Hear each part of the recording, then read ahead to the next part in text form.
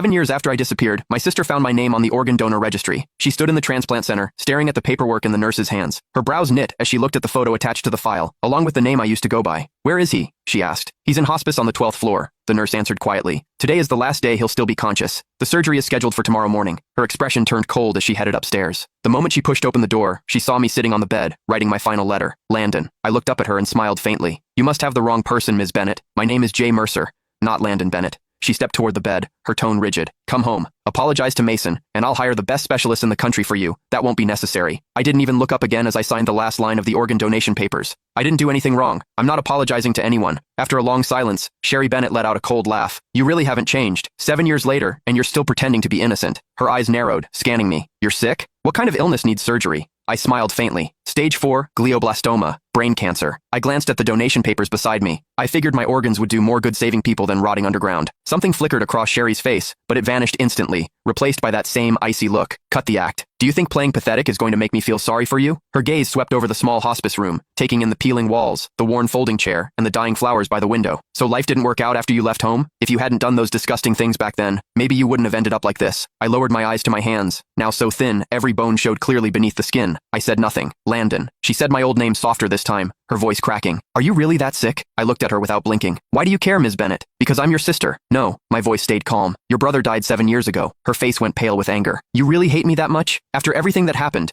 Are you seriously pretending you weren't the one who enough?" I cut her off. "You didn't come here to dig up the past. Say what you actually came to say." She opened her mouth, then hesitated, completely speechless. I gave a soft laugh. "Let me guess. Mason needs a new liver, doesn't he?" Sherry didn't answer. She didn't have to. The way her eyes avoided mine told me everything. I leaned back against the hospital bed, laughing under my breath. "So, that's it. After 7 years, he finally remembered he had an older brother. Today, you came here to ask for my liver?" "Not ask," she corrected sharply. "It's your duty. You agreed to donate before, and Mason needs you again now. He's your brother." I stared at her, amused by how ridiculous she sounded. "Sherry, when you kicked me out 7 years ago, why didn't you remember I was his brother then?" "That was your own fault," she snapped. "If you hadn't done those horrible things to Mason, if you hadn't framed him, I never would have kicked you out." Her voice shook with fury. "You're still lying. Still acting innocent. You think disappearing for 7 years erased what you did?" I slowly closed my eyes as numbness spread through my chest. Even now, she never doubted him. To her, I was always the villain. "Please leave. I need to rest." She grabbed my shoulder hard enough to hurt. "Listen carefully. Mason needs your liver." I opened my eyes, looking at her calmly. "Then he can wait for someone else. My organs are already promised to strangers." Her whole body shook with anger. "How can you be so heartless? Mason saved my life back then. Without him, the Bennett family wouldn't even exist today, and you're nothing but an ungrateful parasite."